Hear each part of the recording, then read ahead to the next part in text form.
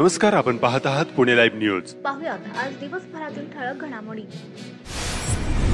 मरकळ आळंदी दरम्यान एका शेतात टॉवर लाईन खाली ऊस पेटवल्यामुळे महापारेषणच्या Lonikand Talegaon 400 kV tower line मध्ये ट्रिपिंग आले. परिणामी 314 मेगावॅटची तूट निर्माण झाली आणि स्वयंचलित भार व्यवस्थापन यंत्रणा म्हणजेच LTS कार्यान्वित होऊन चाकण MIDC आणि परिसर व भोसरी MIDC परिसरातील सुमारे 1,89,900 ग्राहकांचा वीज पुरवठा खंडित झाला.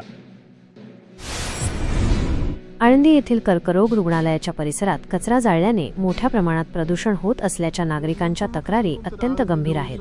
या घटनेमुळे कर्करोग रुग्णांच्या आरोग्यास आणि परिसरातील पर्यावरणास मोठा धोका निर्माण झाला आहे.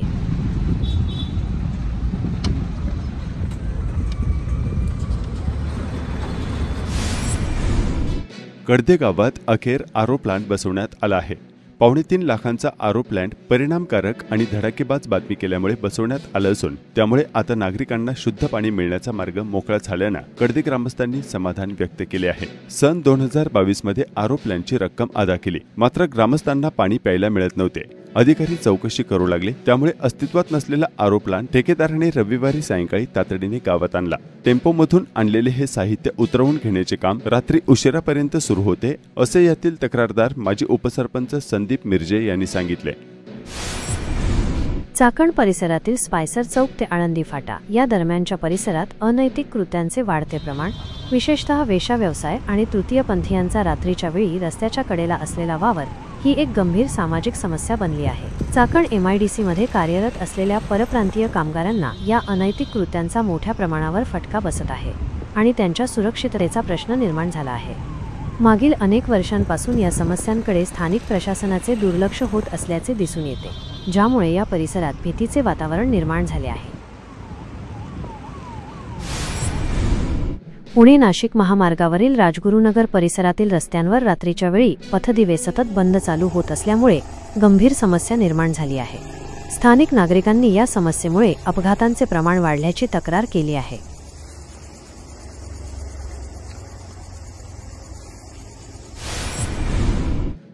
भारत-पाकिस्तान सामना पाहण्यासाठी दुबईत मोठ्या संख्येने चाहत्यांनी जशी गर्दी केली होती तशीच गर्दी या भागात टीव्ही समोर पाहावयास मिळाली. भारतीय गोलंदाजांनी दुबईत पाकिस्तान विरुद्ध वर्चस्व गाजवले.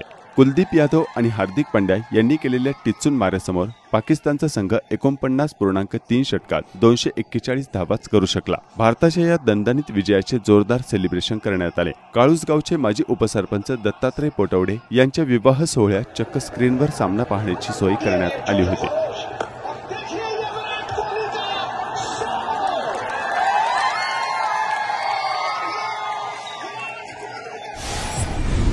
कांदा आणि लसूण संशोधन संचालनालय राजगुरुनगर या ठिकाणी ॲग्री बिझनेस इन्क्युबेशन सेंटरचा 7 कृषी स्टार्टअपचा सामंजस्य करार करण्यात आला. या केंद्राच्या माध्यमातून नवीन उद्योजक, नवीन स्टार्टअप्स, शेतकरी उत्पादक कंपन्या यांना नवीन संकल्पनावर आधारित उद्योजकता विकासाला चालना देण्यासाठी सहाय्य केले जात आहे. यापूर्वी 22 स्टार्टअप केंद्रामध्ये मार्गदर्शन घेत आहेत, अशी माहिती येथील प्रशासनाने दिली आहे. या संस्थेचे संचालक डॉक्टर विजय महाजन आणि डॉक्टर राजीव काळे यांनी या स्टार्टअपच्या प्रतिनिधींसोबत सामंजस्य करारावर स्वाक्षरी केली असून उद्योजकांना सर्वतोपरी मदत करण्याचे आश्वासन दिले. करार झालेल्या नव उद्योजकांना केंद्र शासनाकडून प्रत्येकी 20 ते 25 लाख रुपये रक्कम अनुदान स्वरूपात मिळू शकते. यामुळे सरासरी 15 ते 20 जणांना हक्काचा रोजगार मिळणार आहे. चाकण औद्योगिक क्षेत्रातील रस्त्यांची सद्यस्थिती निश्चितच चिंताजनक आहे. अरुंद रस्ते, खड्डे आणि बेशिस्त वाहन चालकांमुळे वाहतूक कोंडी आणि अपघातांचा धोका वाढला आहे. रस्त्यांवर बेकायदेशीरपणे वाहने उभी करणाऱ्या वाहन चालकांवर वाहतूक पोलिसांकडून योग्य ती कारवाई होत नसल्याने नागरिकांमध्ये नाराजी आहे.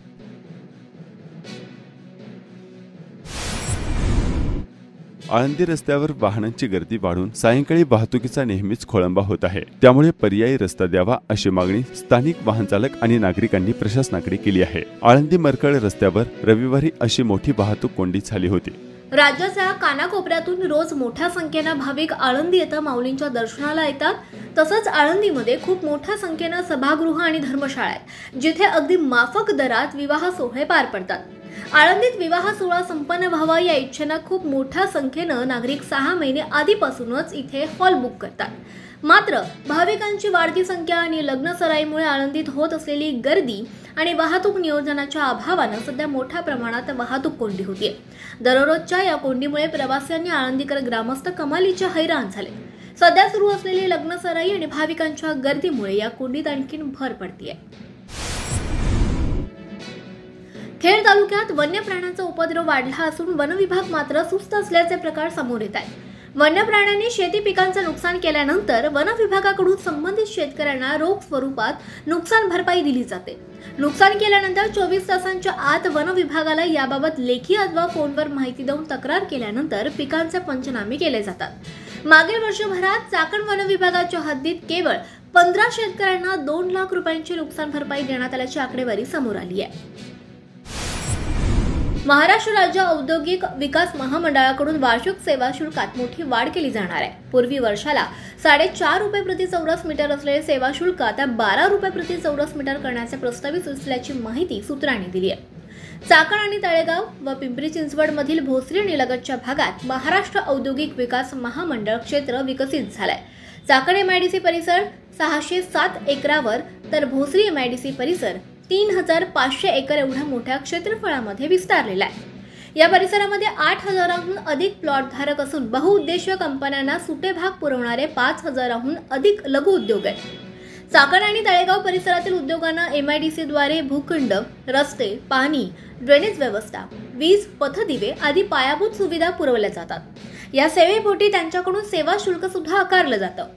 2008 पासून एमआयडीसी मधील जागाधारकांकडून 4.5 रुपये प्रति चौरस मीटर वार्षिक सेवा शुल्क आकारलं जात आहे, तर 2019 मध्ये सेवा शुल्कात वाढ करण्यात आली होती। मात्र कोरोना प्रादुर्भावामुळे सेवा शुल्काला स्थगिती देण्यात आली। आता पुन्हा एकदा सेवा शुल्कात वाढ करण्याचा प्रस्ताव प्रशासनाच्या विचाराधीन आहे। त्यामुळे येणाऱ्या काळात सेवा शुल्कात मोठी वाढ होण्याची शक्यता आहे।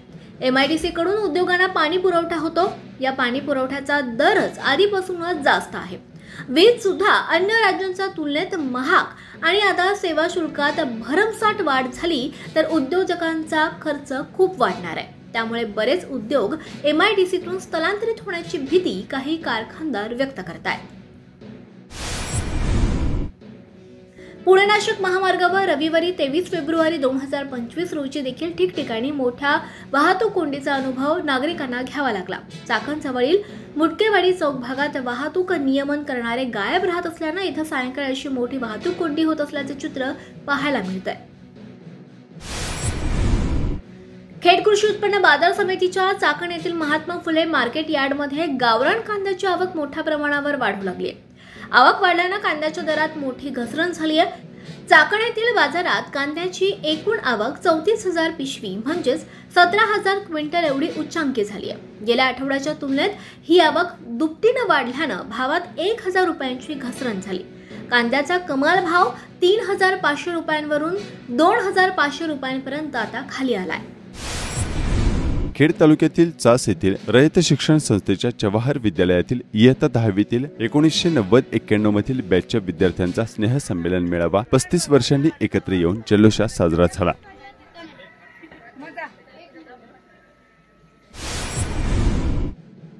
हुतात्मा राजगुरू महाविद्यालयातील मराठी, भूगोल आणि इंग्रजी विभागाच्या सुमारे 120 विद्यार्थ्यांनी महाबळेश्वर जवळील भिलार या देशातील पहिल्या पुस्तकांच्या गावाला नुकतीच शैक्षणिक भेट देऊन वाचनाचा आनंद घेतला। चाकण येथील पुरातन चक्रेश्वर मंदिर परिसरात महाशिवरात्रीला विविध कार्यक्रमांचे आयोजन करण्यात आले आहे। चाकणमधील तरुण कार्यकर्ते आणि चाकण व लगतच्या गावामधील कार्यकर्त्यांनी या कार्यक्रमांचे आयोजन केले आहे। प्रतिवर्षीप्रमाणे यंदा देखील या सर्व कार्यक्रमांना मोठी गर्दी होण्याची अपेक्षा आहे।